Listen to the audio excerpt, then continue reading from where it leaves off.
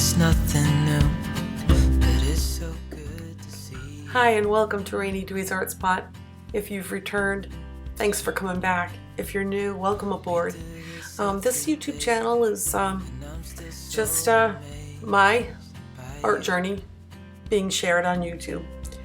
Now, I've been painting using watercolor for a very long time, and since the late 1980s, and I suppose at times I have a love-hate relationship with watercolor, and I think because of some of the limitations, I haven't been as courageous as I might be, and so I'm going to try to change that. I am trying to change that, and I'm starting with this little painting of geraniums. I snapped this photo in the stockade in Schenectady when I was doing an art show many years ago, and it was beautiful. It was a simple scene, and the geraniums were beautiful sitting on the porch, and I was inspired and I snapped a photo, and it's been sitting in my photo file for years. So I started this piece in my more traditional way, and of course I wanted to make it as realistic as possible. And these days I'm letting go a little bit of that. It's still in me, but I'm fighting it. I'm fighting that desire to paint a painting that looks like a photo.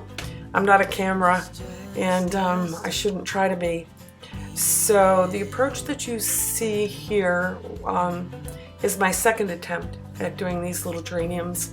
I've done the first one, and I'm going to share it here up in the corner, and it just didn't have any zing, or it didn't sing, it didn't glow, and I'm like, okay, I need to start with an underpainting of some lovely yellows and oranges, because the wall of this building is brick, so that's what led me to use the yellows and oranges, because the bricks were one of those orangish bricks. So what I did was I wet a selected area, and I dropped in, I put water, and then I dropped in several colors, cad yellow, I think,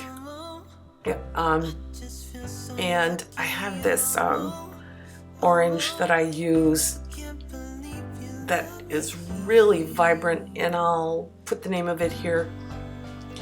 And when they blend together in the water, it just creates this lovely glow, especially once you do a second layer over the top of it. So what I did was I let everything dry, and then I decided, I did do some work in my sketchbook to figure out what color scheme I was going to use.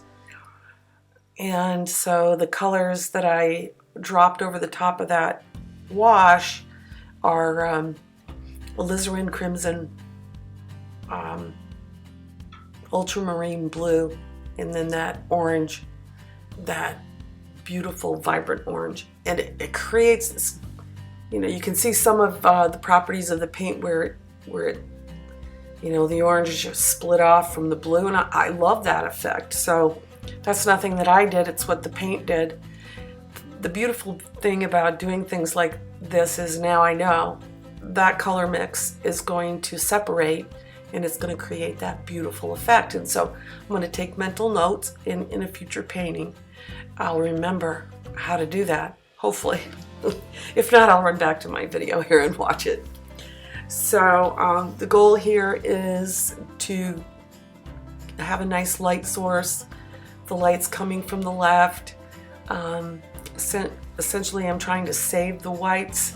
I'm not using any opaque white, not a gouache or Chinese white. Right now what you see is just the white of the paper. The blue that I painted where the leaves and flowers are going to be is a masking fluid, and I'll put the name of it right here. It's new for me. A friend of mine that I paint with uses it all the time, and she does a lot of masking and she gets great results. So I thought my other masking fluid dried up, so I had to invest, and I decided to try something new. You're never too old to try something new, I suppose. So I'm building one layer on top of another. I'm not the type of artist that just I don't boldly go anywhere. I'm always a bit tentative. Maybe while I'm trying to learn these new things, I'll become a little bit more bold in my approach. We'll see. I think it could be a lot of fun, and I'm tired of being tentative about the whole thing. And what's the worst that could happen? I'm going to waste a piece of paper. Actually, I'm not going to, because I'm going to crop it, mount it on a piece of cardstock, and send it to someone, family or friends. And here's this special card that I made just for you. Well, anyway. So here is, I've done all of the layers that I wanted to do over the top of the geraniums, and that's where I removed the masking fluid. You can tell it's everything's completely dry when I get to this stage. I started to try to remove it with a little bit of an eraser, which I think is the best way, because once you get some of that paint on your fingers, that white that you tried to save is going to become tainted. So if you can get a little edge of it off, and then you can pull it off of the area that you want it to save white. Now here I decided I'm going to stay with that theme of doing a bit of a glow. So underneath the green of my leaves, I started with a coat, just a light wash of that lovely yellow. And then I'm just going to continue to build and layer and build and layer. So that's the process. If you have any questions, please, by all means, comments, kind comments, constructive criticism is welcome. And just any comments on your own journey about trying to move past the fear and try something new. I'd love to hear what you have to say. So I'm going to wind this up, at least the chatter, and let you finish watching if you're so inclined. This little painting, is 5x7 on Arches Watercolor cold press, and if you'd like to purchase the original, it is for sale on Etsy. And my Etsy shop is Rainy Dewy Art. So I want to thank you for watching if you made it this far, and tell you how much I really appreciate every view and every comment. Thanks so much for stopping by. Have a great day. Use your creative gifts and share them with the world. God bless. And yeah, we're crazy deep in love. Oh, this is everything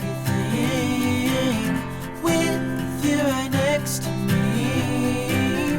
So alive, and tonight I'm thinking that I don't wanna go.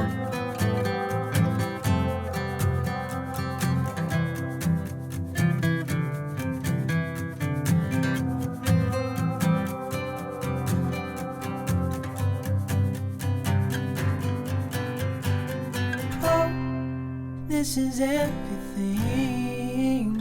with you right next to me. So alive, and tonight I'm thinking that I don't wanna go. This is everything with you right next to me. So alive, and tonight